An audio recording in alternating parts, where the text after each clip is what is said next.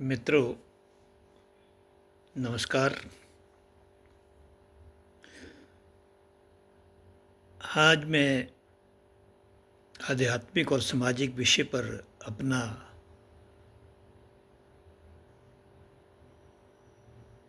जो वक्तव्य है वो देना चाह रहा था, लेकिन हाल ही में नेपाल में जो घटना घटी है उसके बारे में मैं कुछ बात करना चाहता हूँ। आज मैंने संजय राउत जी के विचार सुने, मनीष तिवारी जी के सुने, अन्य देश के नेताओं के बारे में सुने कि भारत में जो है ऐसी स्थिति जन्म ले सकती है। मनीष तिवारी ने तो सदी बातें कही, लेकिन संजय राउत जी ने कहा कि ये तो तभी बचा हुआ है जब गांधी का देश है। मैं संजय राउत जी के लिए कहना चाहता हूँ, संजय राउत जी, ये गांधी का देश है और हम पंचशील के सिद्धांत के अनुसार भी चलते हैं। गांधी जो अहिंसा वाली थ्योरी है उसके अनुसार चलते हैं। ये देश राम का है, कृष्ण का है, बुद्ध का है, महावीर का है। और ये देश, इसकी जो जड़ें हैं वो सनातन से जुड़ी हुई है, जो न कभी समाप्त होता है न कभी समाप्त होगा, जो शाश्वत है, जो हमेशा रहेगा। तो ऐसी बातें करके देश में अशांति फैलाने का काम नहीं होना चाहिए। नेपाल की जो पृष्ठभूमि है, नेपाल एक हिंदू राष्ट्र था। जब तख्ता पलट हुआ, नेपाल के राजा की हत्या हुई, उनके परिवार की हत्या हुई, उसके बाद लोकतंत्र की तरफ देश गया। लोकतंत्र की तरफ देश जाने के बाद लोकतंत्र के जो बड़े बड़े मसीहा बने, जो नेता बने, उन्होंने नेपाल में भ्रष्टाचार का नंगा नाच किया, लोगों के साथ खिलवाड़ किया। उनके जो बेरोज़गारी बढ़ी, उनके जो संसाधन थे उनका दोहन खुद के लिए किया, करप्शन बढ़ गई, नवाबों की तरह वो ज़िंदगियाँ जीने लगे। लोकतंत्र एक प्रकार से देश के लोगों के लिए सपना बन गया और सभी जितने भी पार्टी है, यहाँ तक कि कम्युनिस्ट नेता जो है जितने भी हुए हैं, उन्होंने भी देश को लूटने का काम किया, जो कि एक नेपाल की सत्ता के लिए बहुत ख़राब साबित हुआ। आज आप देख रहे हैं नेपाल में जो जनरेशन है जनरेशन जेड, जो छोटे मतलब कि एक प्रकार से कम उम्र के युवा, उनका ये आंदोलन चला। उनने ये आंदोलन चलाया। उस आंदोलन के फलस्वरूप नेपाल में जो है केपी शर्मा ओली की सत्ता चली गई। राष्ट्रपति भी जो है रिज़ाइन कर गए और बहुत सारे नेताओं को त्यागपत्र देना पड़ा जब कैबिनेट ही नहीं रही। और इतना द्वेष था कि भाई पीट पीट के मारा गया मंत्रियों को।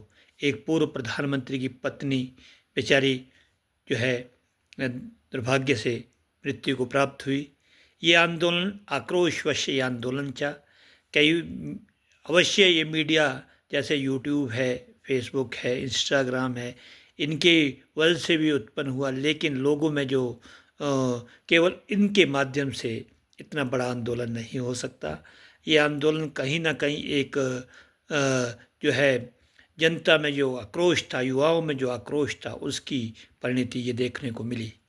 आज ऐसी स्थिति आ गई है कि प्रधानमंत्री का पद खाली पड़ा हुआ है, संसद जला दी गई है, मंत्रियों के घर जला दिए गए हैं, प्रधानमंत्री के घर जला दिए गए, बड़े बड़े होटलों जला दिए गए हैं और आपके सभी विदेशी समेत लोग असुरक्षित महसूस कर रहे हैं।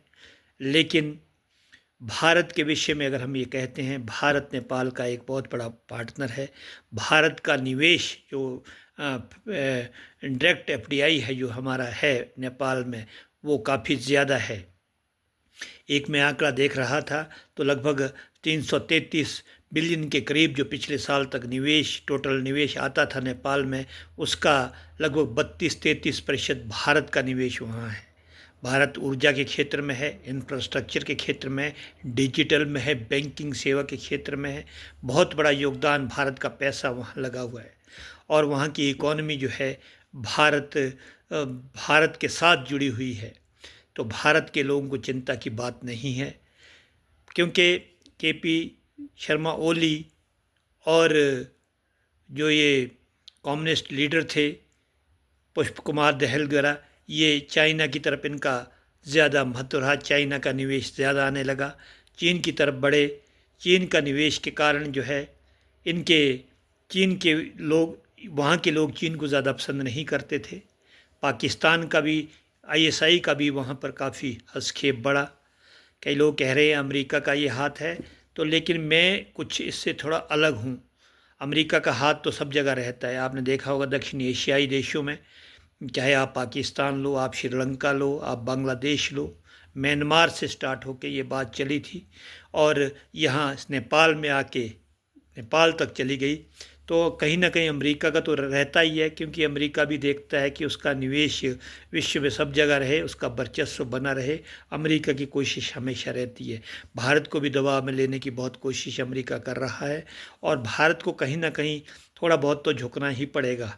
लेकिन अब अमेरिका का उतना नहीं लगता। मुझे लगता है कि चाइना और पाकिस्तान के विरुद्ध जो आंदोलन भड़का, लेकिन कई लोग कहते हैं कि भारत के विरुद्ध भी उनकी आवाज़ उठी है, कि भारत को कहा जा रहा है कि भारत के से स्वतंत्र होकर इंडिपेंडेंट अपनी विदेशी नीतियाँ बनाएं। ऐसी बात कई लोगों से सुनने में मिली मीडिया में।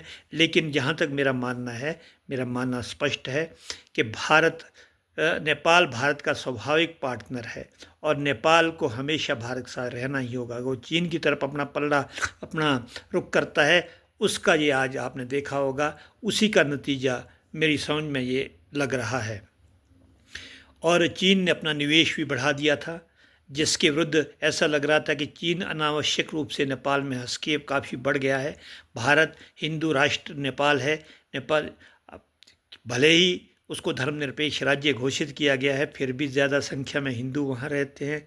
तो भारत और उसके तो एक ऐसे रिश्ते हैं जो हमेशा रहेंगे। और मेरा ये भी मानना है कि नेपाल में किसी भारतीय को ज़्यादा डरने की आवश्यकता नहीं है। जो गलत नहीं करेगा तो वो जो है सुरक्षित होगा। भारत के प्रधानमंत्री जो मोदी जी हैं, वो निश्चित तौर पर वहाँ पर ध्यान दिए होंगे, वहाँ के सेना प्रमुख से बात की होगी। भारत के नागरिक आज शाम नहीं तो कल सुबह तक तो सुरक्षित भारत लौट आएंगे, ऐसा मेरा मानना है। लेकिन भारत का हमेशा वहाँ अग्रणी भूमिका रहेगी, ये भी मेरा मानना है। बाकी जहाँ तक बात राउत जी कहते हैं कि भाई ये तो भारत में भी ऐसी स्थिति आती है, हमेशा जो है नकारात्मक बात करते हैं। जब श्रीलंका की हुई तब भी नेताओं ने वही बात की कि भारत में ये हो सकता है। जब बांग्लादेश में हुआ तब भी यही बात की। पाकिस्तान से इमरान खान को बाहर किया गया, वही बात हुई। तो ये सारी बातें ये लोग करते हैं, बहुत ही नकारात्मकता फैलाने का काम हमारे देश के विरोधी दल करते हैं। और हमारे देश के खासकर कांग्रेस को, मेरा ये मानना है कि कांग्रेस को कठपुतली नहीं बनना चाहिए। वो अमेरिका या विदेशी हाथों में या ये डीप स्टेट जो आक्रमण करता है उसके हाथ में ना खेले। अगर वो उसके हाथ में खेलती है तो खुद कमज़ोर होती है। आज आप देख रहे होंगे जो राव जी कह रहे हैं या अन्य विपक्षी दल कह रहा है, मेरा ये मानना है, मेरा सादर मानना है, मैं किसी से विरोध नहीं करता, न किसी से। मेरा इंदिरा गांधी को मैं मानता था, आपके राजीव गांधी को मैं मानता था, मनमोहन सिंह को भी वित्त मंत्री के रूप में मैं बहुत बड़ा फ़ैन रहा हूँ, नरसिम्हा राव जी का मैं बहुत बड़ा फ़ैन रहा हूँ। लेकिन जो 2014 में जो क्रांति हुई है, हमारे भारत में सबसे पहले क्रांति हुई है 2014 में। आप रक्तहीन क्रांति थी ये रक्तहीन क्रांति थी, जिसमें के भ्रष्टाचार का जो नंगा नाच देश ने देखा, उसकी परिणति के बाद मोदी जी को सत्ता मिली थी।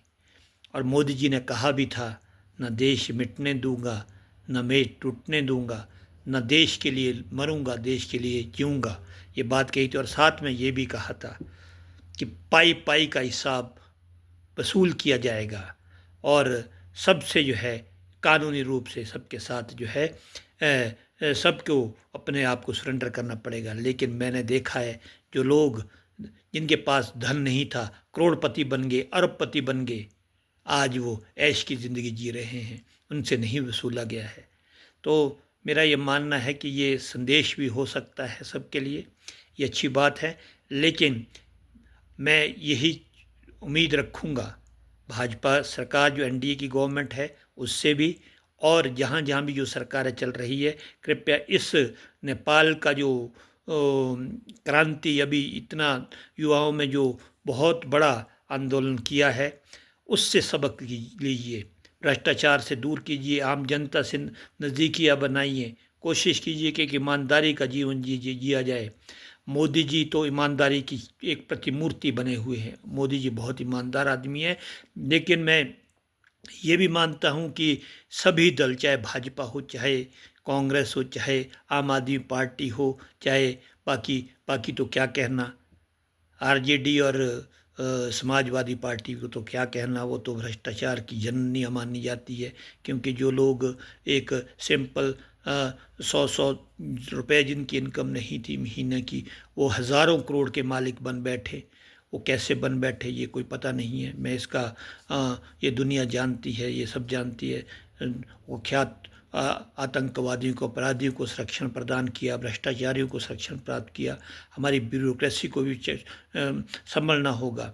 कहीं ऐसा ना हो जाए कि भारत में भी स्थितियाँ, देश के में भी ऐसी स्थितियाँ कहीं पैदा ना हो। जब तक तो मोदी है, योगी है जैसे ईमानदार लोग हैं, मैं राहुल को भी कोई भ्रष्टाचारी नहीं मानता, राहुल गांधी को भी भ्रष्टाचारी, लेकिन राहुल गांधी को मैं सिर्फ एंटी नेशन एक्टिविटी के लिए थोड़ा बहुत मानता हूँ कि वो किसी और की गोद में खेलने का प्रयास करते, कभी चाइना की बात करने लगते, कभी अमेरिका की बात करने लगते, कभी पाकिस्तान। वो बजाय उनको उन बातों करने के बजाय उनको जो है राष्ट्र हित की चिंता होनी चाहिए, देश हित की चिंता होनी। अगर वो देश हित की चिंता करते हैं, ये दोनों पार्टियां ताकत बनकर देश को आगे ले जाने में अपनी भूमिका अदा कर सकती है।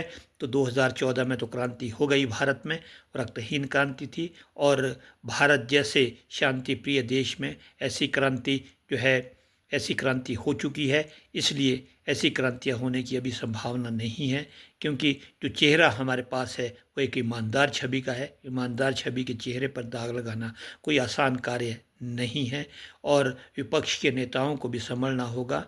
विपक्ष के नेताओं को ये जानना होगा कि देश में भ्रष्टाचार को दूर करना, लोगों की जन जन की बातें सुनना जो है बहुत आवश्यक है। SIR जैसे, या कोई अन्य मुद्दे, CAA या कोई और मुद्दा, या बोफो, ये क्या कहते हैं आपके, राफेल जैसे मुद्दे पर देश की जनता को गुमराह नहीं किया जा सकता। वो कभी आपके विश्वास में नहीं आएगी। जनता जानती है, जनता जागरूक है। भारत की जनता बहुत समय भारत पर कोई राज नहीं कर सका, ना कोई मिटा सका है, ना मिटा पाएगा। भारत एक बहुत स्वस्थ लोकतंत्र है, और इसकी लोकतंत्र की जड़ें बहुत गहरी है। अतः भारत में ऐसी घटनाएं नहीं हो सकती, ये मुझे विश्वास है। नेपाल का संकट तो 5-7 दिन में दूर हो जाएगा, लेकिन अपने ही देश की प्रॉपर्टी को नुकसान करके उन्होंने अपने आप को काफ़ी पीछे धकेल दिया है, करोड़ों अरबों की प्रॉपर्टी का नुकसान करके। ऐसी प्रॉपर्टी का नुकसान नहीं होना चाहिए। इन्हीं शब्दों के साथ मैं नेपाल में जो है शांति की कामना करता हूँ। मैं चाहता हूँ, और मैं क्या, पूरे देश चाहता है कि नेपाल में शांति हो, स्वस्थ लोकतंत्र हो, और जो सरकार बने वो राष्ट्रभक्त और नेशनलिस्ट गवर्नमेंट बने, और जनता के हित में काम करे। ऐसा मेरा जो है, ऐसा मेरा सोच है, ऐसे मेरे विचार है। इन्हीं के साथ साथ पुनः एक बार अपने बुद्धिजीवी देशवासियों को और संजय राउत जैसे लोगों को भी यही कहूँगा कि भारत एक ईमानदार व्यक्ति के हाथों में उसकी बागडोर है। आप में भी होगी ऐसी बात, बाल ठाकरे साहब भी थे, और अन्य बेबी में भी होगी, लेकिन उसका मैं बोलता नहीं हूँ। लेकिन देश के विरुद्ध बोलना बंद करें। इन्हीं शब्दों के साथ आपका बहुत बहुत धन्यवाद।